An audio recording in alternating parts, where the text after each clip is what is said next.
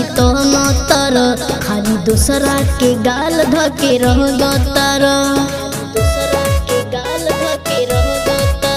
ढेर बहन तर काहे तो न तर खाली दूसरा के गाल धके रंग तर हमरा भीतरी के मन टन टन करता।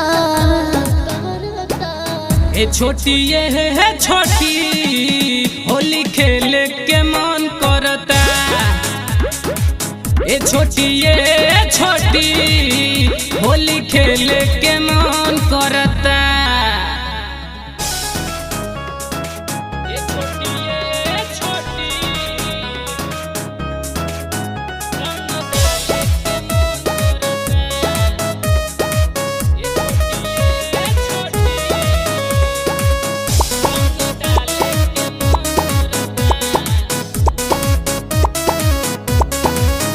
धके भरला कबारी में किसली हता अपना हाथे से गल रजनी से दी हता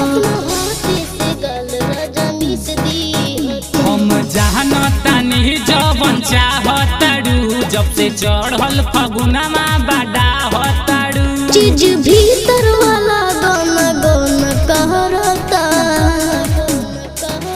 ये छोटी रंग डाले के मन करता। ये छोटी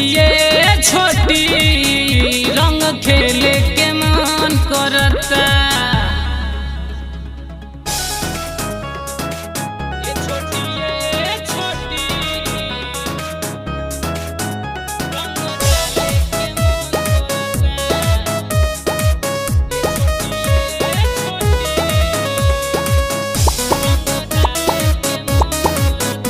presented by Bhojpuriya Cinema।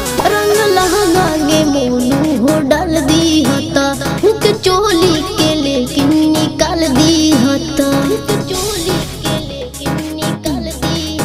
सुनो ये जाने मन बारे दास कर हो जने ऐसे तू मनमा उदास कर हो। पांडे हो हाला जो बन कहरता। ये छोटी रंग खेले के मन करता। ये छोटी